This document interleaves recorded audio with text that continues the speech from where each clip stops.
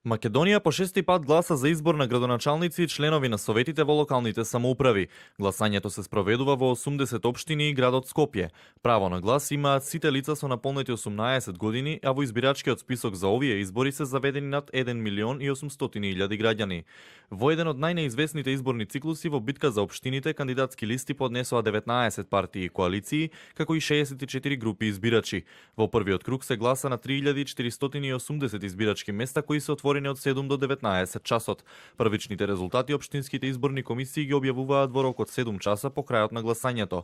Изборната комисија на градот Скопје пак во рок од 10 часа. Конечните резултати врз основа на податоците од општинските комисии, државната изборна комисија ги објавува во рок од 12 часа по изборите.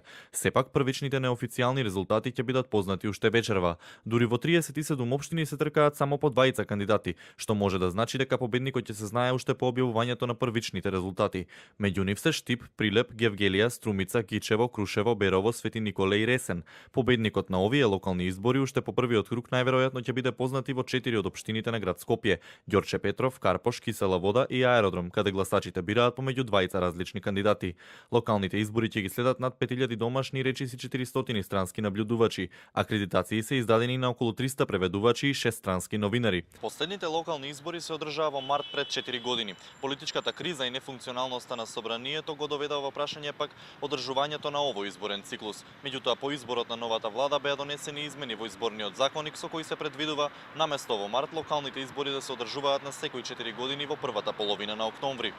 Меѓу најнеизвестните исходи на претходните локални избори беше битката за општина Центар. Легитимноста на резултатите беше доведена во прашање дури по неколку години со објавувањето на прислушкуваните разговори. Специјалното јавно обвинителство пак гони поранешни функционери поради повреда на избирачкото право токму за време на локалните избори во 2013 година.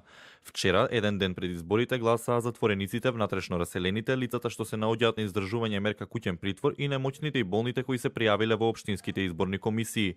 Вториот круг на гласање за овие избори се одржува во рок од 14 дена од денот на завршувањето на првиот круг, а вториот круг ќе се одржи во општините каде ниту еден кандидат за градоначалник не го добил потребното мнозинство гласови, а се гласа за двајца кандидати кои во првиот круг добиле најмногу гласови.